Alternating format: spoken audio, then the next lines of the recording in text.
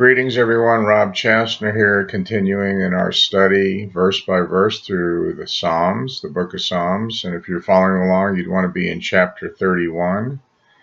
And one of the reasons that the book of Psalms should be so intriguing to us, you're not talking about high and lofty language that you have to have some kind of a college degree in order to comprehend. One thing that we can say for certain about Psalm 31 is that it is human. It's very human in the sense that in our lives we have highs and lows. We have seasons where things are just going to go your way and you're going to be blessed, and you're going to have other seasons in your life where you're dealing with all kinds of struggles. And one of the things we see here in David, which mirrors our lives, is that our lives are like ships in the heavy seas, and you have highs, you have lows. The thing about David is no matter how low things got in his life, no matter how intense the circumstances would have been, he always kept his eyes focused on the Lord.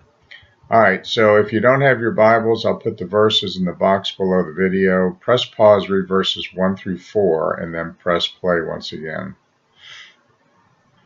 Notice that all of David's requests, which were, deliver me, God, save me, lead me, guide me, protect me, who among us during some point in our lives have not needed the Lord to do this for us?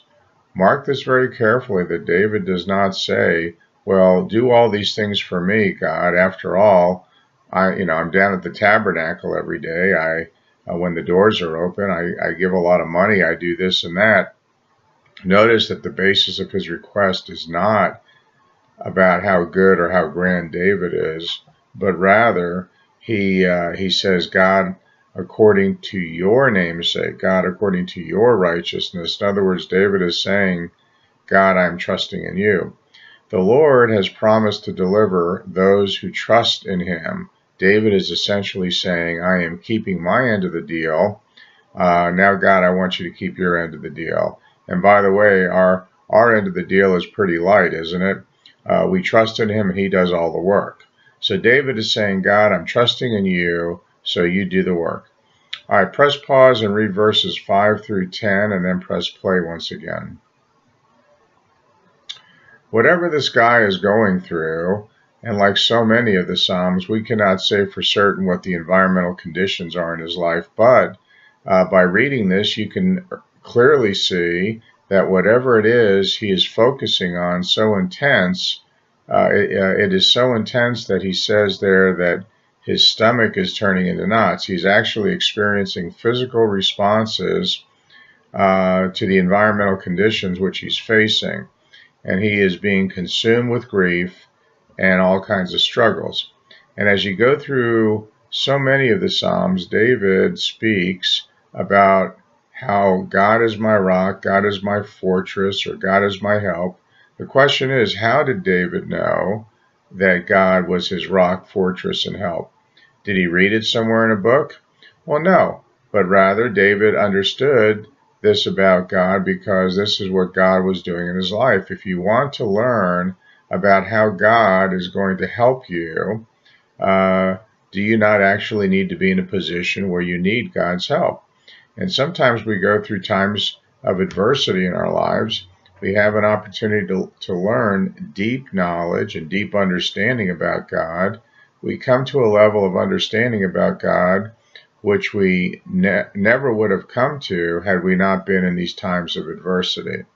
Notice at the end of verse 10, David says, it is because of my iniquities or afflictions. So whatever he's going through, part of the problem is because of his own behavior. In other words, he didn't behave properly, and his behavior ushered in all kinds of pain, and now he's asking God to deliver him from that pain.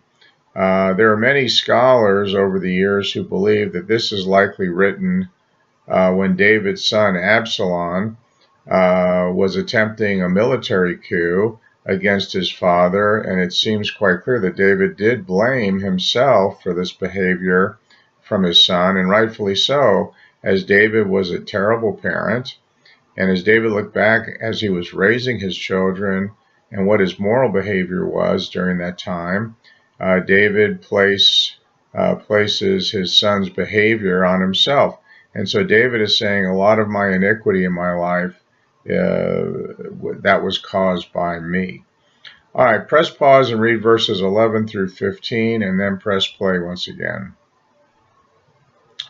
All right, notice in verse 15, it says, my times are in your hands. A little bit later on, David will say, the steps of righteousness, the steps of a righteous man are ordered. Here, David is acknowledging that his life is in the hands of God. God is the one who is orchestrating all the events in his life, good times or bad. And later on, his son Solomon will say, if you are in a time of rejoicing, then just enjoy it. Rejoice that God has blessed you. But if you are in time of difficulty, that too is from God. So don't be freaking out. Don't be longing for the good old days. Because God is at work in your life, and David is recognizing this. David is saying, God, my life from beginning to end is in your hands, and now he is saying, I need you to deliver me. All right, press pause, read verses 16 through 22, and then press play again. Now, David was prone to do things that you and I are prone to do. That is, I'm dead. Goodbye, cruel world. I'm out of here. My life is essentially toast. Notice that in verse 22, he says, in my alarm, I said, I am cut off from your sight. In other words, I am done for. I'm essentially dead. Now, this is nonsensical about the name it and claim it doctrine. It's blowing through the church from time to time.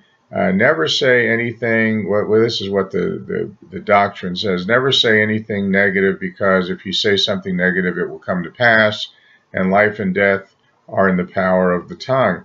Well, David says, I'm done for, or I'm dead. Now, just because he said it, was it so? Was that what happened? Well, no.